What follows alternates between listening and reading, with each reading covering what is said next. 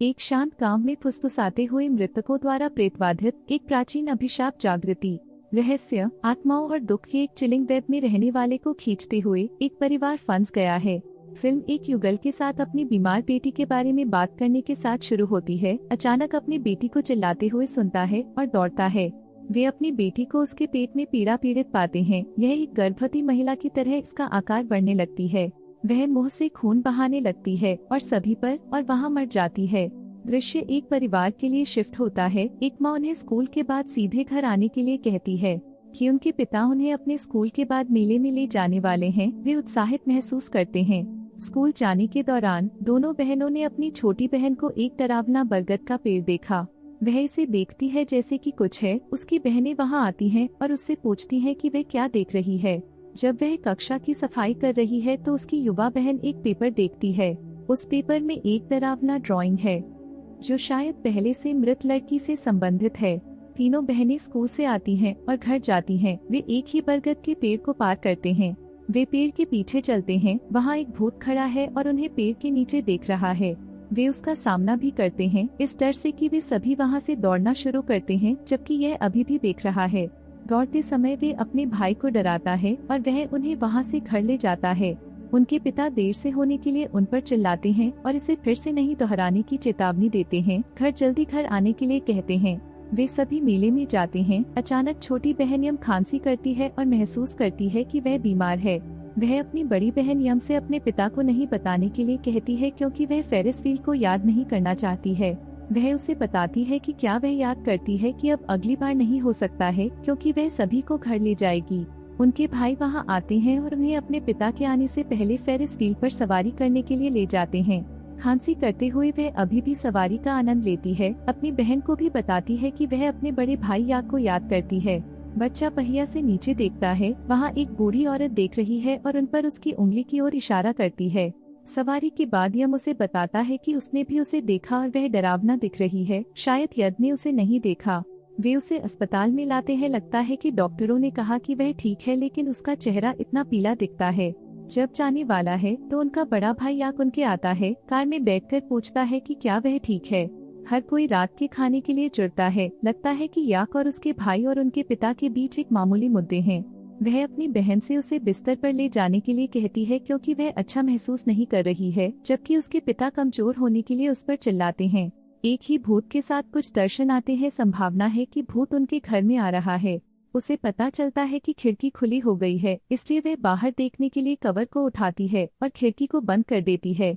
यह फिर से खुलता है। वह खिड़की को बंद करने के लिए कवर को उठाती है, लेकिन बाहर कुछ भी नहीं पाता है, लेकिन भूत उसके बगल में है। यद पाता है कि यम कहीं जा रहा है और वह उसका पीछा करती है। वह नोटिस करती है कि उसके पिता ने अपने ईश्वर को धूप की छड़ें नहीं दी और रसोई में चली गईं। वहाँ वह पाता है कि यम कुछ खा रहा है। उसका मुंह लाल हो गया है। अचानक रेडियो खेलने लगता है। वे दोनों अपने बिस्तर पर लौटते हैं। वह उससे पूछती है कि उसने क्या खाया, क्योंकि उसने ये नहीं देखा कि उसने कुछ भी गर्म किया है। कोई प्रतिक्रिया नहीं है। एक खौफनाक शोर खेलता है तो वह अचानक बिस्तर पर गिर जाता है जैसे कि वह बेहोश है। एक आदमी जो अपने खेत में काम करता है वह वहाँ रहने से इनकार कर देता है क्योंकि वह किसी चीज से डरती है। याक ने उससे बात करने की कोशिश की, यह जानने के लिए कि वह केवल उसे अपने परिवार की देखभाल करने के लिए कहता है।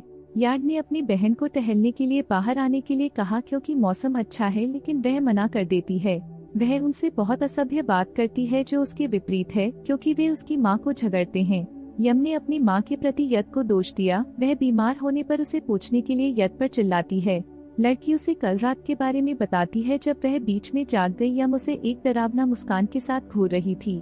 यार्ड उसे बताता है कि वह यम के साथ सोने के बजाय आज रात अपने साथ सो सकती है। दोनों माता पिता घर पर भाई बहनों को छोड़कर कुछ काम के लिए दूसरी जगह जाने की योजना बना रहे हैं। एल्डर अन्य दो भाइयों से पूछता है कि क्या कुछ अजीब है जब वह दूर है। योस उसे बताता है कि डॉक्टर ने कहा कि यम ठीक था, लेकिन स्पष्ट रूप से वह बदतर हो रही है, बेहतर नहीं है। यड उसे बताता है कि उसने एक महिला की आवाज की तरह कुछ शोर सुना, रात में भयानक फुसफुसाते हुए। वह उसे बताता है कि उसने शोर नहीं सुना, लेकिन कार्यकर्ता ने इसे सुना जिसने पहले काम करना छोड़ दिया, और उसने केवल याक को एक शब्द बताया जो कि यह वापस आ गया है और कुछ नहीं। वह उससे पूछती है कि क्या उनकी बहन इससे संबंधित है। वह कुछ भी नहीं जवाब देता है, लेकिन उसे शावर लेने के लिए कहता है और वह सिर्फ मामले में वहाँ होगा। रात आती है, फिर से यड अपनी बहन को रात के बीच में बाहर जाने के लिए नोटिस करने के लिए होता है। वह उसका पीछा करना चाहती है, लेकिन फुसफुसाते हुए उसे बेहोश की तरह सोते हैं। वह उन्हें बताने के लिए अपने भाइयों के कमरे में जाती है, लेकिन उन्हें नहीं ढूंढ सका। फुसफुसाहट जारी है। बच्चे की आवाज सुनकर वह उसकी जांच करने के लिए दौड़ती है। दोनों ने एक ठोट को सुना है जैसे कोई दरवाजा लात मार रहा है। वह बच्चे को कोठरी में छिपाने के लिए आश्वस्त करती है, जबकि वह अपनी दूसरी बहन यम को खोजने के लिए दूर है। उसके भाई पहले से ही कुछ खोज रहे थे। वह उन्हें बताती है कि यम गायब है। यद अपनी फसल में किसी को पाता है, यह सोचकर कि वह यम हो सकता है, लेकिन उसका आसन एक भूत की तरह है। भाइयों ने यम को अपने घर में वापस लाया क्योंकि वह बेहोश है। वे दरवाजा बंद कर देते हैं। वह अपनी चेतना हासिल करती है, उनसे पूछती है कि क्या हुआ। वे उसे पहले आराम करने के लिए कहते हैं। जब वे बैठे होते हैं तो वह उनसे जुड़ती है और पूछती है कि पहले क्या हुआ था। दृश्य पहले से बदल जाता है। जबकि दोनों भाई सोते थे, याक जाग रहा है, लेकिन उसने कुछ अजीब नोटिस किया। रोशनी में उतार चढ़ाव की तरह रेडियो पहले की तरह स्वचालित रूप से खेलता है। ठीक है, फिर यम बाहर आता है। उसे जाते हुए देखते हुए वह उसे फोन करने और उसका अनुसरण करने की कोशिश करता है, लेकिन फुसफुसाते हुए वह सचेत रहने के लिए संघर्ष करता है। वह चला जाता है। यहाँ याक दर्द महसूस करने के लिए आग में हाथ डालकर जागने की कोशिश कर रहा है। वह अपने भाइयों को नींद से जगाता है और अपनी बहन को बंदूक से खोजने जाता है। वे उसे परिवेश में पाते हैं, लेकिन बेहोश हो जाते हैं। वे उसे जगाने की कोशिश करते हैं, खोज करते हुए कि वे उसे फिर से देखते हैं। याक अपने भाई से कहता है कि वह नीचे उतरे और बंदूक के साथ उसे गोली मारता है।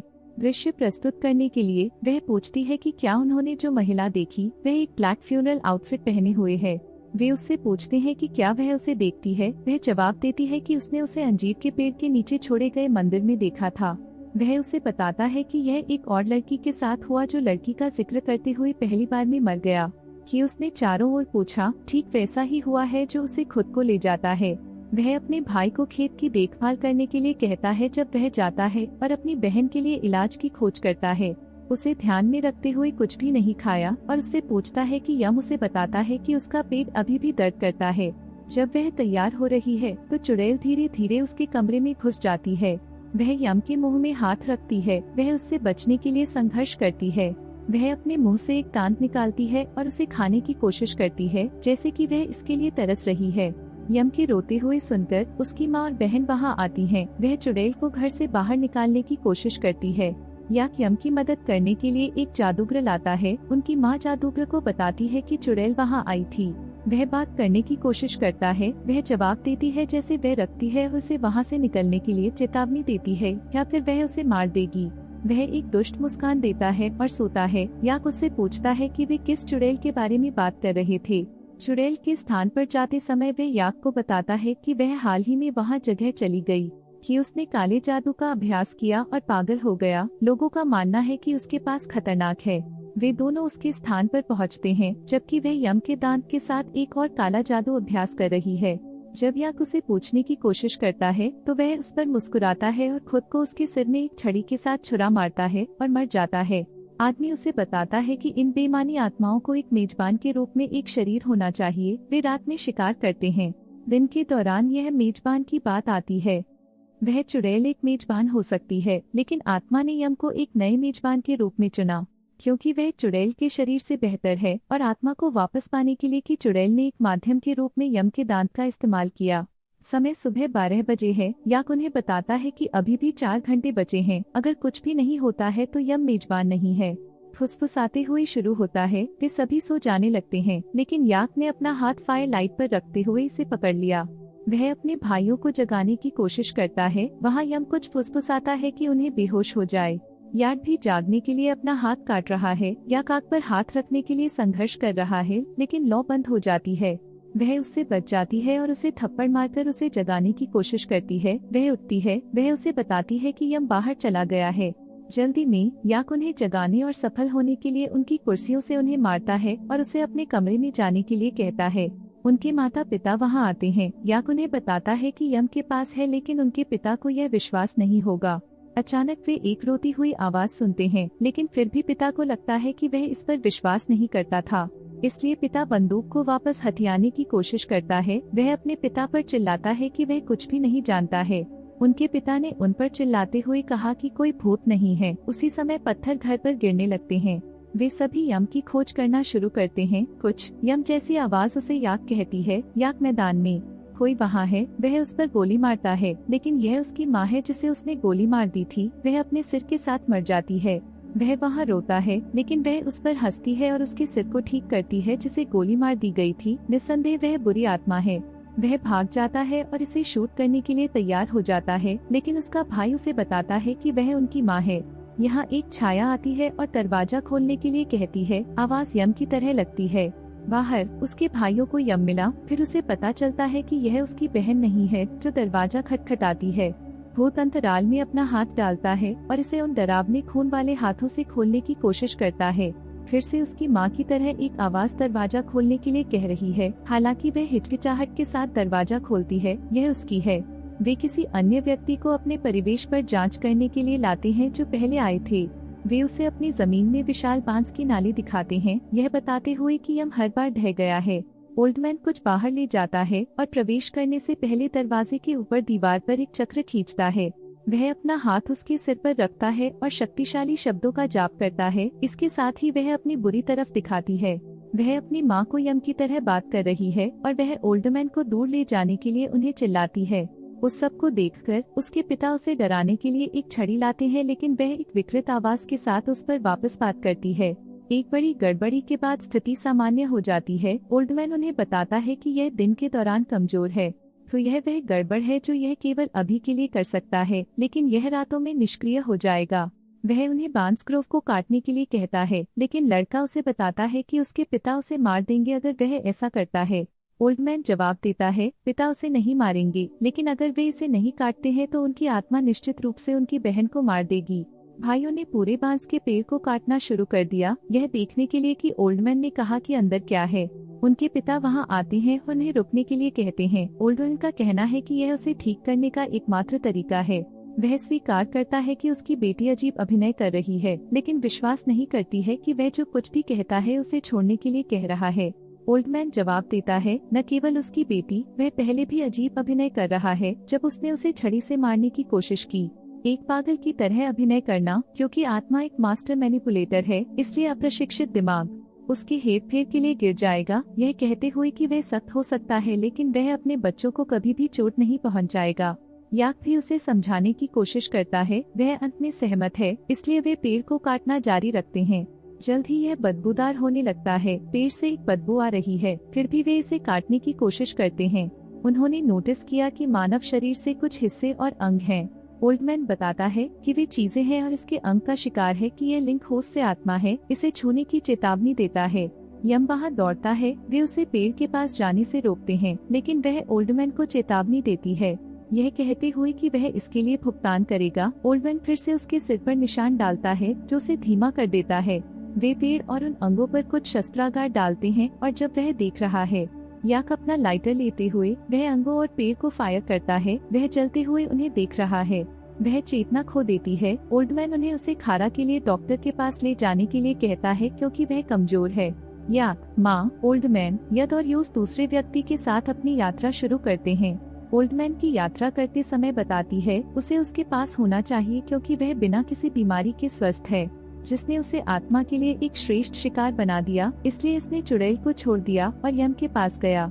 कोहरा भारी हो रहा है। ओल्डमैन याक से पूछता है कि क्या उसके पास पवित्र गोलियां हैं जो उसने उसे पहले दी थी, और उसकी प्रवृत्ति उसे बताएगी कि कब उपयोग करना है। यम का शरीर गर्म है। वह उन्हें बताता है कि बुराई कभी भी उसके शरीर को जाने नहीं देगी।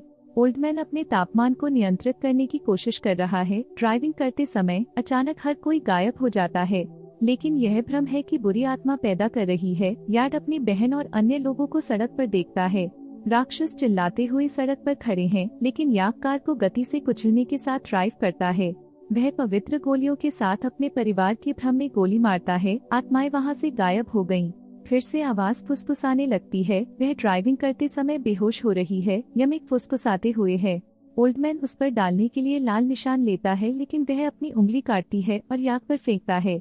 वह कार दुर्घटना के कारण स्टीयरिंग को बदल देती है। फिर यह उनकी सभी पारिवारिक यादों के साथ खाली है। वह उठता है। ओल्डमैन को भी दुर्घटना से क्रूरता से मर गया और उसके परिवार के सदस्यों को नोटिस किया गया। जब वह बंदूक की तलाश कर रहा है तो वह उसे अपनी जेब से बाहर ले जाती है और उसे डराने का लक्ष्य रखता है। वह व्यक्ति जागता है, वह आग का लक्ष्य रखता है और फिर उसे गोली मारता है और उस व्यक्ति को मारता है जिसने उनकी मदद की। यार्ड ने उसे तलवार देने की योजना बनाई है। वह बचाव करता है, गोली मारने से बच जाता है और उसे उसके साथ चाकू मारता है। वह काले रंग के खून की उल्टी करती है और बेहोश हो जाती है। वह उसे जगाने की कोशिश करती है लेकिन बुरी आत्मा के पीछे बढ़ जाती है। वह बुरी आत्मा को गोली मारता है जो ओल्डमैन द्वारा दी गई पवित्र गोलियों के साथ यह अपनी कुछ शक्ति खो देता है। वह आखिरी गोली को उसके मुंह में गोली मारता है और यह पतली हवा में गायब हो जाता है। दृश्य अस्पताल में बदल जाता है। जब यम भर्ती हो जाता है तो वह अपनी चेतना हासिल करती है। उससे पूछती है कि क्या हुआ। रात के दौरान वह फिर से अजीब अभिनय करना शुरू कर देती है, अपने दांतों को गिराती है और अपनी बहन को विदाई देती है। वह अपने पेट में दर्द का अनुभव करती है। उसका पेट शुरू से ही लड़की की तरह बढ़ता है। वह खून फेंकता है। उनकी चीखें सुनकर उसका परिवार आता है। उसकी आंखों से पहले वह सूजन से मर जाती है। यह खिड़की से फिर से बुरी आत्मा को देखने के लिए होता है जबकि वह उसे देख रहा है। परिवार ने अपना अंतिम संस्कार किया। उनकी आंखों में बहुत दुख उठाया। याक एक कुल्हाड़ी ले जाने वाले पेड़ पर चलता है और वहाँ एक लकड़ी के बक्से को नष्ट कर देता है जैसे कि वहाँ चीज में। वह वहाँ सामान फायर करता है और उसे मारने की कसम खाता है। यदि आपको यह वीडियो पसंद आया है तो इसे एक अंगूठे दें और अधिक दिलचस्प सामग्री के लिए सदस्यता लें। देखने के लिए धन्यवाद।